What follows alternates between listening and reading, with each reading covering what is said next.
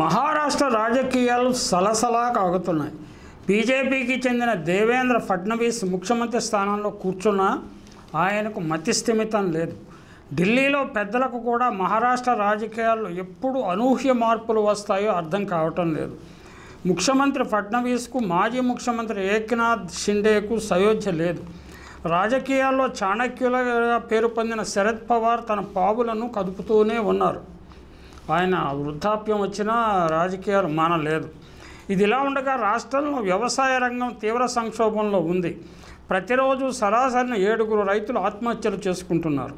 2015 జనవరి నుంచి 2019 మార్చి వరకు కనీసం 12,616 మంది రైతులు ఆత్మహత్య చేసుకున్నట్లు గణాంకాలు తెలియజేస్తున్నాయి. రాష్ట్రంలో 80% మంది రైతులు వర్షాధారంగానే వ్యవసాయం చేస్తున్నారు. కేవలం 20% భూములకు మాత్రమే సేద్యపు నీటి సౌకర్యం ఉన్నది. లక్షల కోట్లు ఖర్చు చేసిన సేద్యపు నీటి సౌకర్యం ఆ మేరకు మాత్రమే అందుబాటులో ఉంది. రైతాంగ సమస్యలు పెరిగిపోవటం, వారిలో అసంతృప్తి చెలరేగటం రాజకీయ ప్రముఖులు గుర్తించారు. దానికి తోడు రాష్ట్రంలో మున్సిపల్ కార్పొరేషన్ ఎన్నికలు సమీపిస్తున్నాయి. 2027 కార్పొరేటర్లు ఉన్న దేశ ఆర్థిక రాజధాని గ్రేటర్ ముంబై మున్సిపల్ కార్పొరేషన్ ఎన్నికలు కూడా త్వరలో నిర్వహించాల్సి ఉంది. ముంబై సిటీ పరిధిలోనే 36 అసెంబ్లీ స్థానాలు ఉన్నాయి. అందులో ఉద్ధవ్ శివసేన పార్టీ 10 సీట్లు మాత్రమే గెలుచుకుంది. 2024 నవంబర్లో జరిగిన మహారాష్ట్ర అసెంబ్లీ ఎన్నికల్లో మొత్తం 288 స్థానాలకు గాను మహాయుతి కూటమి ప్రధాన భాగస్వామ్య పక్షాలైన భారతీయ జనతా పార్టీ 105, ఏక్నాథ్ షిండే శివసేన 57 స్థానాలు కైవసం చేసుకున్నాయి. దీంతో ఆ కూటమి తిరిగి అధికారంలో చేజిక్కించుకుని పాలిస్తోంది. అయితే కూటమి రెండోసారి పాలనకు 100 రోజులు నిండే లోపునే మొత్తం మరాఠా రాజకీయ చిత్రం రసవత్తరంగా తయారైందని పరిశీలకులు చెబుతున్నారు. ఎన్సీపీ నేత కింగ్ మేకర్ శరద్ పవార్, ఉప ముఖ్యమంత్రి ఏక్నాథ్ షిండేను దేవేంద్ర ఫడ్నవీస్, ఉద్ధవ్ ఠాక్రేకు దగ్గర అవుతున్న వైనాన్ని గమనిస్తే మహారాష్ట్రలో రాబోయే నగరపాలక సంస్థల ఎన్నికలు ఎంత రసవత్తంగా మారతాయో అర్థం చేసుకోవచ్చు. ఏక్నాథ్ షిండేకి శరద్ పవార్ సన్నిహితం అవుతున్నారు. ఉద్ధవ్ ఠాక్రే ఫడ్నవీస్కు దగ్గర అవుతున్నారు. అంటే ఒరిజినల్ కాంబినేషన్ ఉన్నది ఎన్నికల ముందు. కార్పొరేషన్ ఎన్నికల్లో విజయం సాధించకపోతే మహారాష్ట్రలో బీజేపీ నాయకత్వంలోని మహాయుతి ప్రభుత్వం స్థిరంగా పాలన సాగించలేదని ముఖ్యమంత్రి దేవేంద్ర ఫడ్నవీస్కు ఢిల్లీ పెద్దలకు బాగా తెలుసు. వెంటనే వారికి ఔరంగాబాద్ గుర్తుకొచ్చింది. ఇప్పుడు దాన్ని ఛత్రపతి సంభాజీ నగర్గా పేరు మార్చారు. ఆ సంభాజీ నగర్కు 30 కిలోమీటర్ల దూరంలోని ఔరంగజేబు సమాధి గుర్తుకు వచ్చింది ఈ ఢిల్లీ నాయకులకి. ఆ సమీపం చాలా సమాధి, నిజానికి ఔరంగజేబు సమాధి చాలా సాదాసీదాగా ఉంటుంది. నేను అజంతా, ఎల్లోరా ఆ పుణ్యక్షేత్రాలు, ఆ దర్శనీయ స్థలాలు చూసినప్పుడు ఔరంగాబాద్ వెళ్ళి మినీ తాజ్మహల్ చూశాను. అప్పుడే ఔరంగజేబు సమాధి కూడా, ఆయన గురువుగారి సమాధి, ఆయన గుర్రం సమాధి, ఆయన కుమారుడు సమాధి, ఇవన్నీ చూడటం తటస్థింది. అవి చాలా సీదాసాదాగా ఉన్నాయి. తన గురువు సమాధి పక్కనే తను సమాధి చేయాలని ఔరంగజేబు చివరి కోరిక. ఆ సమాధి కూలగొట్టాలని ఇప్పుడు కొన్ని శక్తులు ఉద్యమం ప్రారంభించాయి. మహారాష్ట్ర మతపరంగా చాలా సున్నితమైన ప్రాంతం. రాష్ట్రంలోనూ కేంద్రంలోనూ బీజేపీ అధికారంలో ఉండటం వల్ల భావోద్వేగాలను ఎలా కావాలంటే అలా రెచ్చగొట్టవచ్చు. రాజదండాన్ని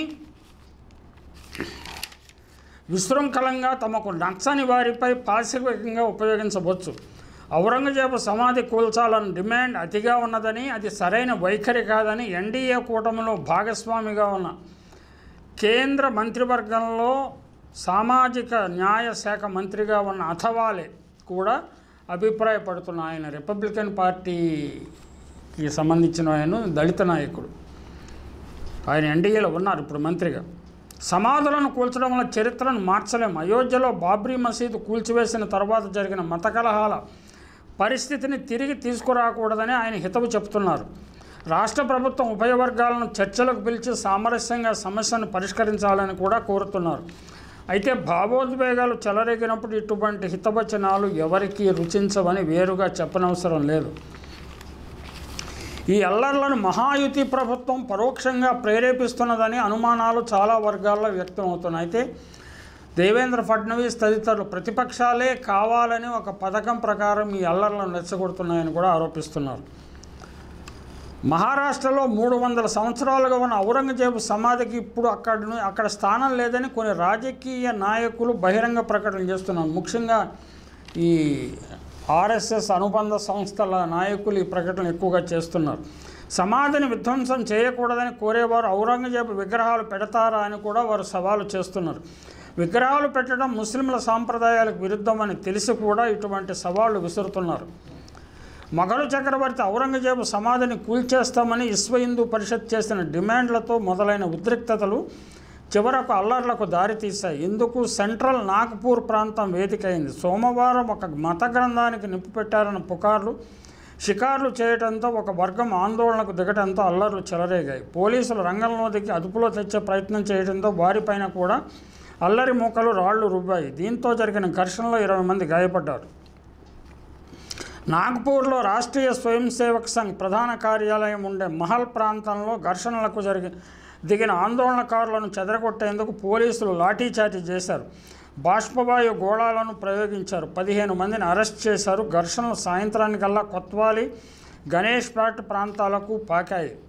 వాహనాలకు ఆందోళనకారులు నిప్పు పెట్టారు. పలు నివాస గృహాలపై రాళ్లు రువ్వారు. హింసను విడనాడాలని శాంతియుతంగా ఉండాలని మహారాష్ట్ర ముఖ్యమంత్రి ఫడ్నవీస్ నాగపూర్ నుంచి కేంద్ర మంత్రి అయిన నితిన్ గడ్కరీ విజ్ఞప్తి చేశారు. మహల్ ప్రాంతంలో ఛత్రపతి శివాజీ మహారాజ్ విగ్రహం వద్ద బజరంగ్ దళ్ సభ్యులు ఆందోళన చేపట్టిన తర్వాతే ఉద్రిక్త పరిస్థితులు తలెత్తినట్లు పోలీసులు తెలుపుతున్నారు. ఇక్కడ ఒక మత గ్రంథాన్ని తగులబెట్టారని పోలీసులకు ఫిర్యాదు అందింది.